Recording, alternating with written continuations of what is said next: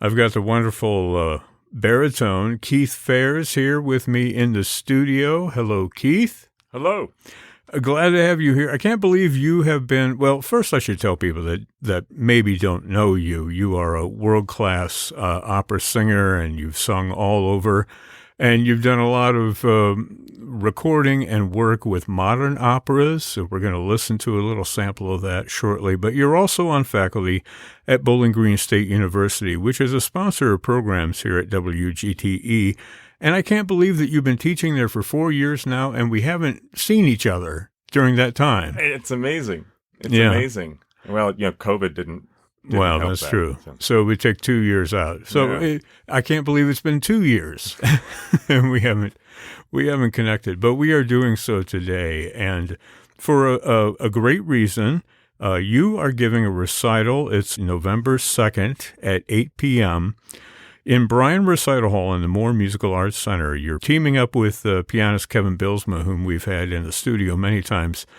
Quite a varied program of music. Yes. We're going to talk about that. But first, let's get to know you a little bit better. Can you give me sort of the elevator speech of your career thus far? Okay. I used to play trumpet. And I did all the trumpet things. I did marching band, concert band, pit orchestra, jazz band, and I fell in love with the pit orchestra. We used to play for the school musicals, and I arguably got bit by the bug then. My junior year of high school, I had a crush on these two girls that were in the theater department. They were trying out for the all-shore chorus. It was a regional honor choir. They were trying out for this all-shore chorus, and I had been. See, this is what happened. We had a finished basement in our house. That was where I did my homework and I did my practicing. And when I would find out what show we were doing the next year, I would go out and get the recording. I would get a cassette, and I would play it. Next thing I knew, I was singing along. And these were classic Broadway musicals, Gypsy, Kiss Me Kate, Hello Dolly, people singing with their bodies. And so I would sing along, and I thought to myself, oh, this sounds reasonable. And so I heard these girls were trying out, and I thought, I'm going to try out, try to impress them. Yeah. And I scored really high. With the girls or with the on my with the public? On my adjudication sheet. Okay. Okay. Nothing happened with them. Nothing happened with the girls. Well, I'm teasing you a little bit, and only because you're not the first singer who's said, I started out singing because I wanted to impress the opposite sex, or whoever they were interested in at the time. Right. And I did all shore chorus. This was in New Jersey. This was in the shore region of New Jersey. I think I had already developed a bit of an ego playing trumpet, having done some solos. So the choral thing didn't interest me as much. I didn't feel like I fit in, but I loved to sing. And so that was the end of the junior year. Then we moved. We moved to South Carolina. And I showed up, and one of the first questions I asked the music directors was, "Can I be in the pit orchestra?" And they said, "Well, we don't have enough people to do a pit orchestra here, but we need guys for the show." They were auditioning for South Pacific, and so I auditioned for the show, and they cast me as Emile. And that was when I was truly bit by the bug. This was something that was happening a lot more naturally and a lot more easily than trumpet was. But I still didn't think anything was going to come of it. But to make a long story longer, I got involved with some community theater and some semi-professional theater the summer before my junior year of college. I did a production of The Secret Garden. I was a chorus member, basically. I had a few solo lines, but there were opera singers in the cast. And one by one, they would approach me and say, you should you should look into this. You should take voice lessons. And so I did. My junior year of college, I started taking voice lessons. And next thing I knew, I was working up my grad school audition rep list. And one thing led to another. I, in blissful ignorance, I applied to do the Met competition, got to the regional finals my first year. Second year, I went to New York. This is back when they had 10 winners. I just lucked out. I lucked out. They heard something. And in the meantime, I was applying to summer festivals, Music Academy of the West and Aspen, and management heard me in Aspen, and that's how I got connected to management. And I went on to Juilliard to do what was then called the Juilliard Opera Center. Kind of started working around then, doing some gigs at City Opera. Boston Lyric Opera was another company and these were, I sang Paris or Morales, Yamadori, small roles. Not necessarily the big starring role. Yeah, I was not doing Iago or not yet. Someday. So that's how I got my start. I did a lot of standard repertoire at first, and then fell into the contemporary repertoire. Yeah. And I think people didn't know what to do with me. In fact, without naming names, there was an artistic director of a particular company that heard me after the Tucker auditions. Mm-hmm. And he said, "We just don't know what to do with you." Mm. And I thought, okay. And I think he said something to the effect of, if we were still in the days of classic musical theater, then maybe. So I was being cast in contemporary rep. And people don't often know how to cast that kind of repertoire, right? And they'll go based on appearance, or if they think someone has the right feel for a role. But I took to it pretty naturally. Yeah. I think instinctually, I have always wanted to sound like a person on stage. I started off learning how to sing by imitating opera singers. But then started getting closer to the text and to spoken vowel sounds and whatnot. Yeah. Well, one thing I noticed, and it struck me as you were talking about sort of emerging from the musical tradition as opposed to a pure operatic background, people who sing musicals, they have good diction. And people who sing modern operas should have good diction, find a way to communicate with their voice in English. And you brought that, I think you bring that to the many roles that you've done of new works. It's one thing I notice about you. And I also notice about your favorite singer, whom I asked you to bring in for us today, and that is the baritone John Reardon. Mm-hmm. Who he passed away some time ago, I think in the 80s maybe. Yeah, I think so, yeah. He was fairly young, but he left behind some wonderful recordings. We're going to sample one of those. But first, let's get back to your recital for a minute and talk about the repertoire that's on there. I have Duparc and Verdi and Sondheim, Sean Okpebolo. I mean, you've got a big variety on this program. What can you tell us about the music we're going to hear? Well, when I did my first recital at Bowling Green, I was still thinking like a graduate student. I had to have my languages. I wanted to show that I could sing in German and French. And I took a more conservative route, but I also wanted to sing the stuff that I've always loved listening to. And so this recital, there's a little bit of new music. There's some standard rep that I could model for my students. Talking about the Duparc. Mm-hmm. I have wanted to do something with Dr. Jane Rogers.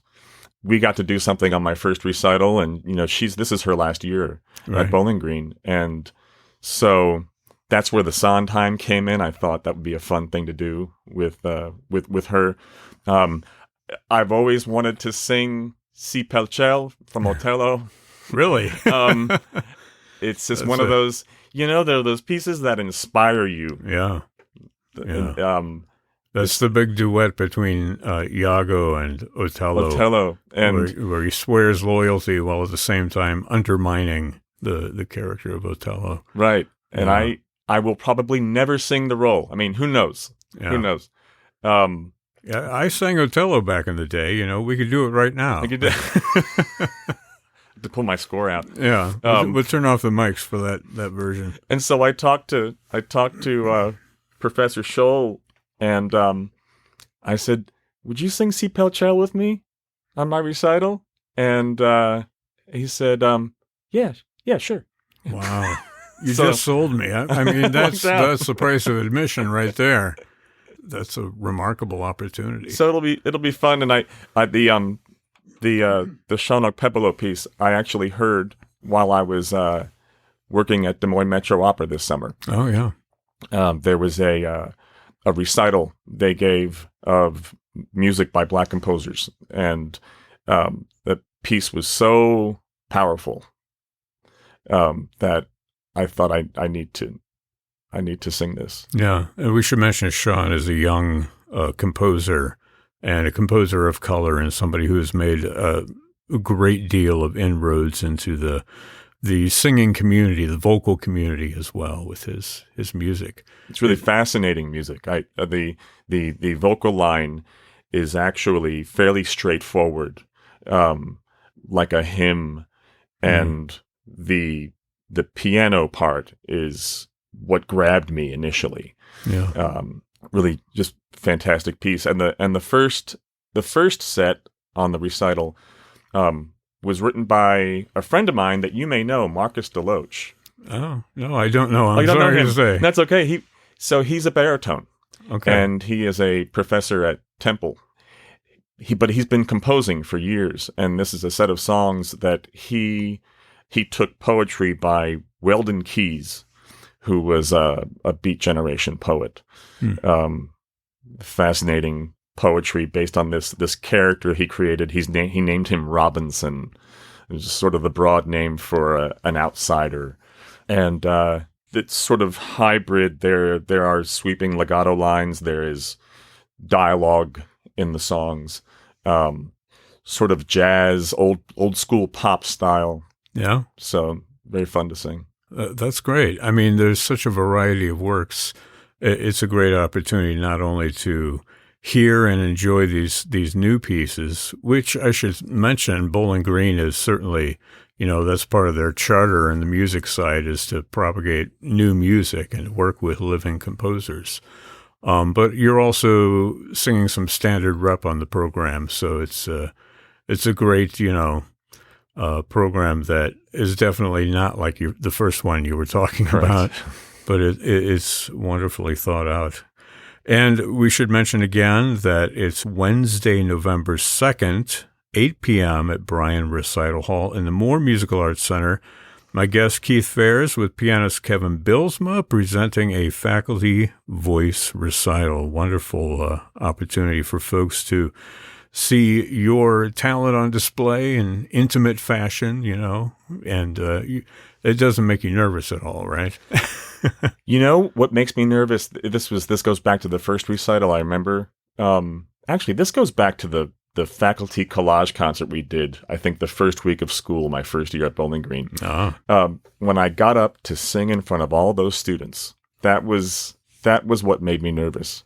I thought to myself, I need to be good. There's no. I'm going to assume you were good because they kept you on for a few years after that. It was okay. Yeah. Let's talk about 1,000 Acres. That's this new opera that you just did out in Iowa at Des Moines Metro Opera, which I sang at, a couple of times, but I started out with them in the 80s. Back when they commissioned The Tempest from Lee Hoiby, I was part of the company. And then this opera, based on the novel by Jane Smiley, was commissioned for their 50th anniversary. Those two are like their only recent commissions, I think. And both of them have something to do with Shakespeare. I mean, Lee Hoiby was a Tempest. Jane Smiley's novel is sort of like King Lear in Iowa, right? Now, tell us about your participation in that piece. And we should mention music by Kristen Custer, who is on faculty just up north at University of Michigan, and also the libretto by the esteemed librettist Mark Campbell. Wonderful production from what I've been able to see of it. We're going to listen to a little bit of it, but I wonder if you can tell us about your part in that opera. My role? Well, yeah, you can tell us about your role and tell us about the opera as a whole. Sure. I play the role of Ty. Ty is the husband of the protagonist, of the narrator, Lear's eldest daughter, right. or in this case, Larry. Okay. Larry's eldest daughter, Ginny. Ty would like everything to just be the way it's been and not have any problems, and he would love everyone to just be happy with how things are. He is not prepared for the news that he's not prepared for this revelation that Ginny was abused by her father, that her sister was abused by her father. He just can't. He's unable to go there. But he's a likable guy. He's probably the only character in the show that has a good-natured sense of humor. You root for him until he disappoints you. And of course he disappoints you by being in denial about the very real stuff happening around him.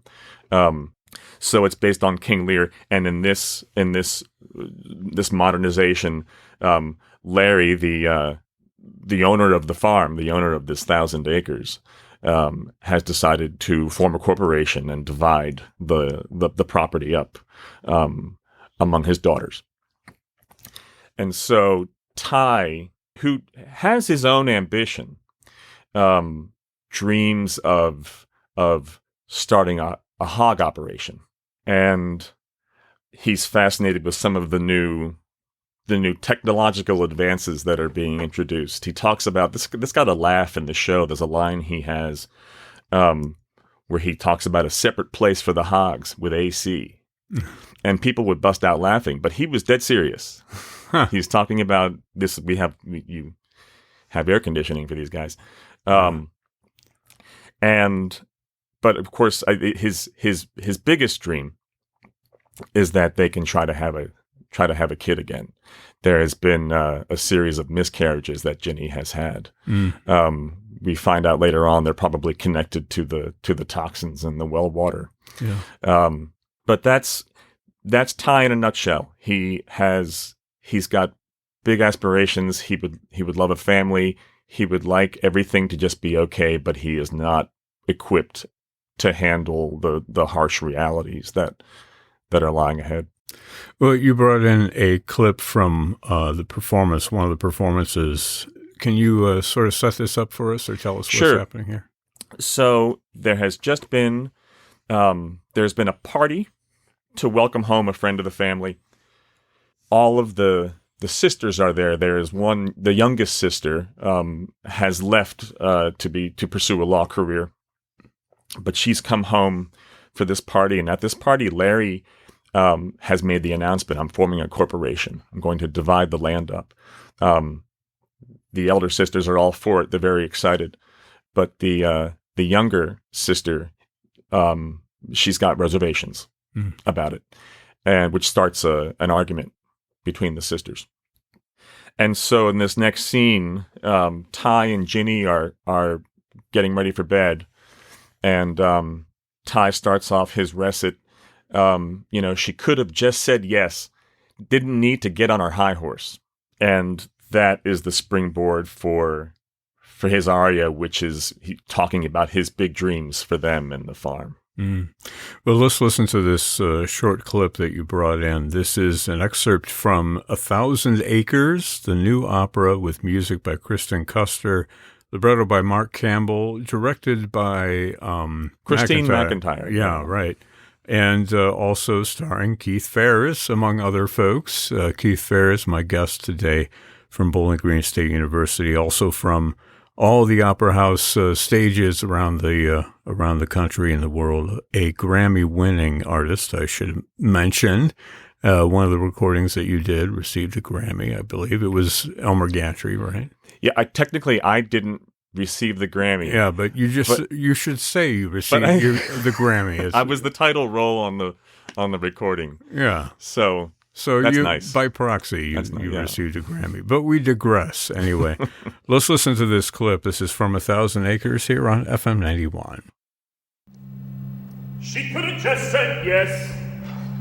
Didn't need to sit on a high horse. She only said she didn't know.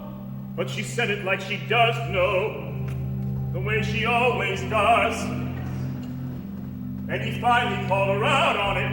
He'll come around. Don't think so, not this time.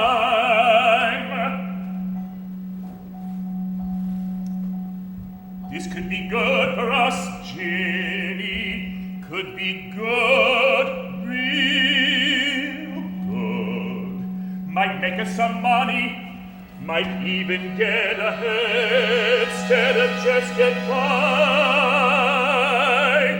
We'll turn this farm around, turn it right around.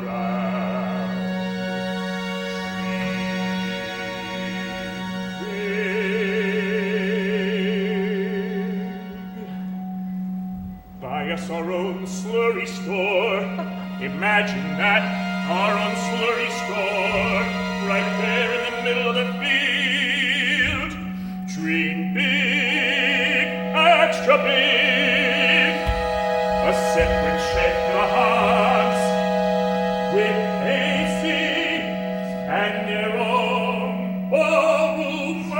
Dream big, big dreams. And what else? 2 champion boars, breeding so pure.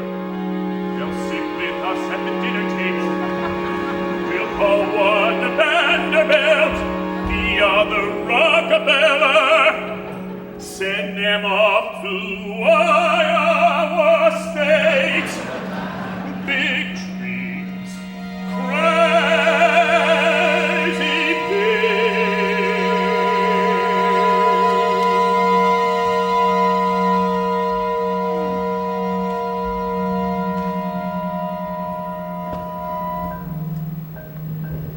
And maybe it's time to think about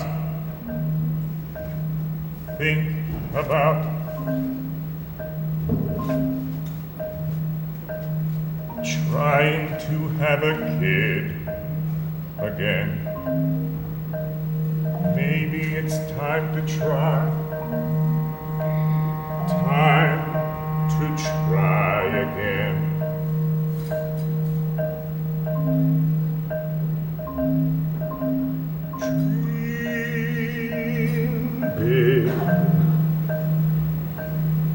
Big dreams, big. You and me, maybe it's time. Big dreams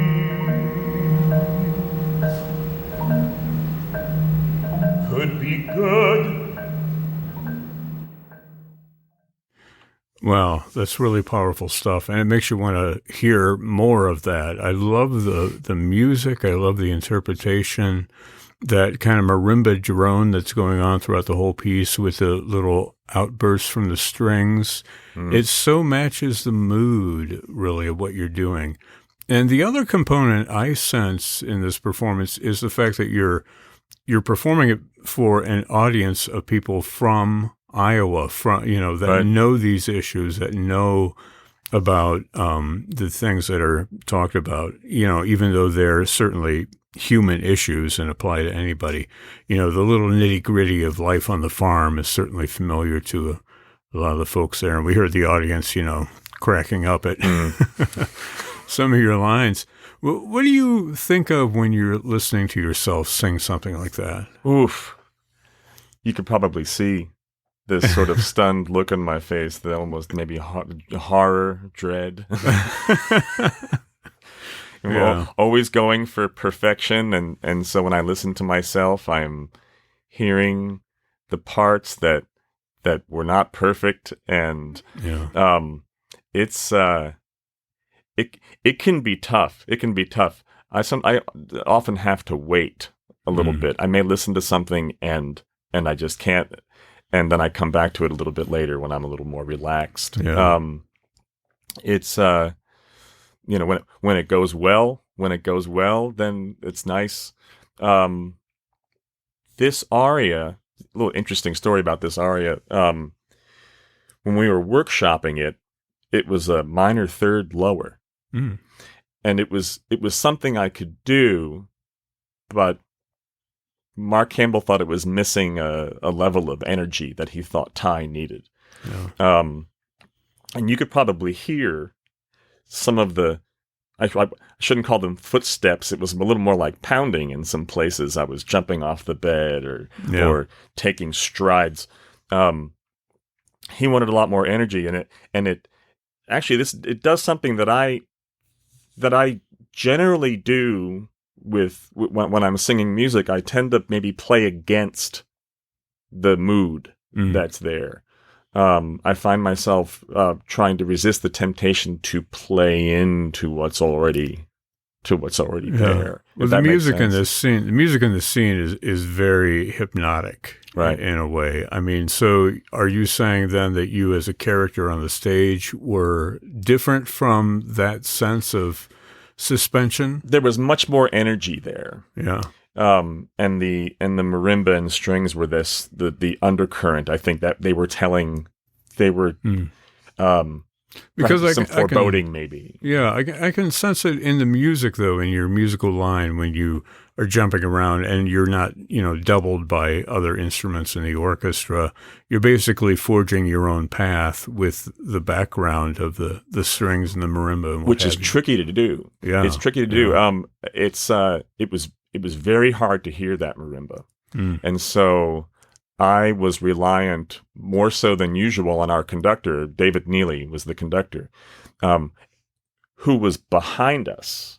There's a thrust stage. There's like two stages, and there's, I forget what they call it, something in the circle there. They have lightning and they have the VOMs. The VOM, yeah. So he was behind us, and I would check in with him on the monitor. And we have monitors pretty much every show. But yeah, he was a cue master for that aria. One of the things I was thinking about while you were playing that was I was trying to remember the number of beats I had to count. This was I had performed this aria for several run-out events that the opera company did, and it was impossible to count and act and feel at the same time initially. It took a while for me to be able to get those beats in my body, so that I could actually try to tell a story and not just count beats. Well, that's part of the challenge of interpreting modern works and doing something in your own language. People don't think of the fact that opera singers have to know all these languages. They have to know different styles. They have to be able to move on the stage. But it's even harder, I think, when you're dealing with contemporary opera, because you have to, first of all, be a good musician. You had the background as a trumpet player. I'm sure that played into, no pun intended, played into your ability as to learn new music. But you're to be definitely commended for that. I'm talking to the baritone Keith Phares, who's on faculty at Bowling Green State University, has sung many wonderful works as well, all over the country and all over the world.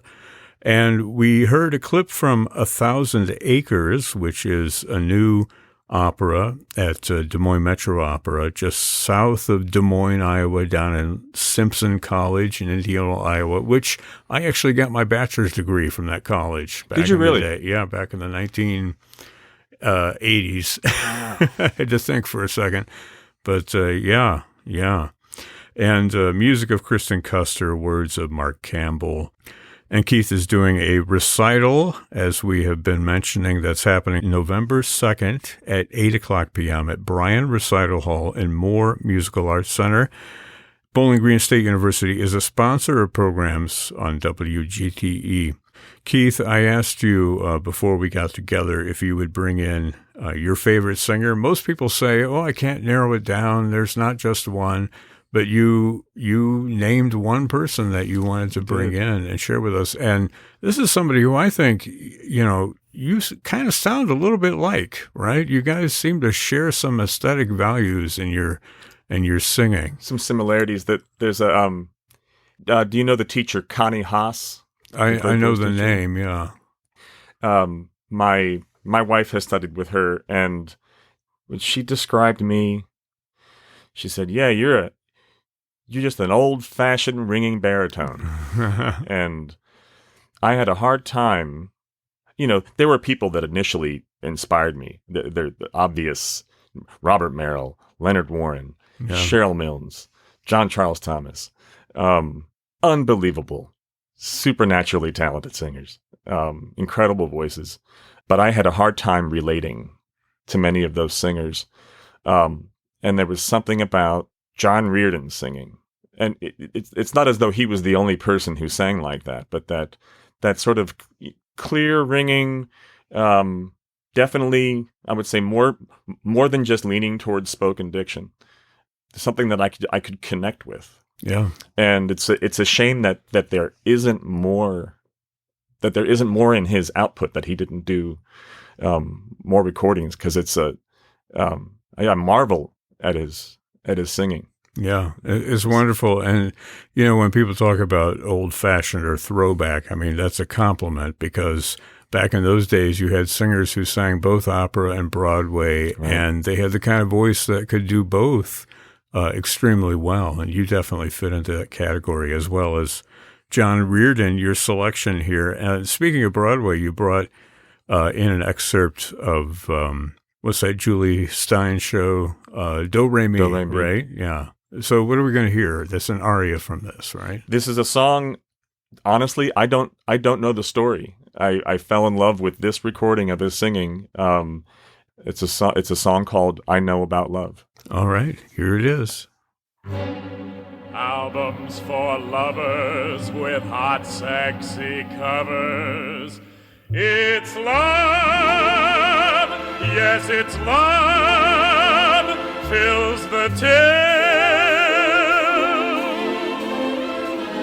I know about love, yes, all about love.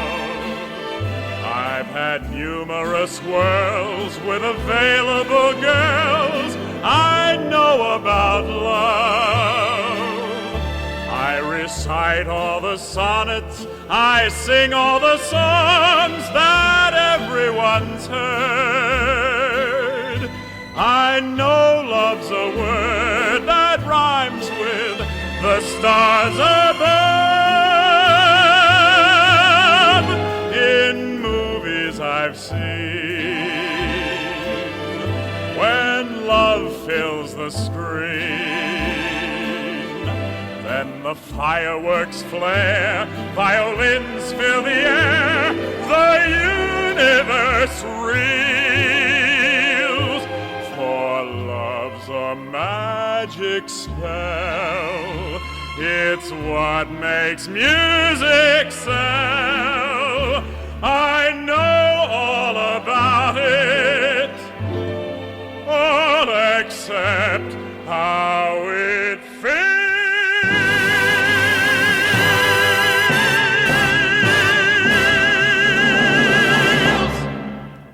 We're both kind of oogling over those amazing high notes. But when he first burst in with that word love, and it's so wide and open, yet so healthy. It's like Giuseppe Di Stefano, who was a famous tenor who just sort of let it all hang loose on stage. I mean, and that last note that he sang, we're kind of getting into the nitty-gritty of singing, but the technique is amazing, incredible. I've noticed it's funny, musical theater style versus classical / opera style, seems to have diverged so much, and one thing is supposed to sound like this, and then the other thing is supposed to sound like that, and back in this day, there was a lot more overlap, and I've even heard it in some of the older Italian singers. Yeah. God, the one name is escaping me. Italian baritone. It'll come to me probably at some point. Italian baritone, that narrows it down. I know that doesn't narrow it down. Renato Capecchi. Oh, right. Yeah. That's what I'm thinking of. Just a clear ringing sound. And I love how this is a commercial recording, but you can hear a little bit of, one moment he had a little bit of junk. Right. That's what happens. Yeah. That's what happens when you and sing. you just keep going. I mean, it's, but when I hear a sound like that, it sounds healthy to me. Yeah. And your singing in that excerpt we played from 1,000 Acres also sounds very healthy and very buoyant. And I love that. I'm wondering if you're going to sing this for an encore maybe next Wednesday. I have to learn it. That he sings that high G at the end on an E vowel that I have done before, but it scares the daylights out of me. Someday, definitely. Someday, indeed. It's when that kind of thing doesn't just happen by accident, then. I want to hear you sing the soliloquy from Carousel. That would be great for you. Yeah. That's a good one. That'll be your second encore next Wednesday. Right. But we should mention Keith Phares is giving that recital next Wednesday. It's November 2nd, 8 o'clock p.m. This is down in the Moore Musical Arts Center on the campus of Bowling Green State University in Bryan Recital Hall. It's open to the public, free of charge. Keith Phares joined by pianist Kevin Bilsma. A lot of music that we've been talking about today. Keith, we could talk all, day long about singing, but we definitely want to turn people on to this recital and this opportunity to see you up close and personal, as it were. And I want to thank you so much for stopping by and sharing some of your art with us here on FM 91. Oh, thank you for having me. It was an honor to be here.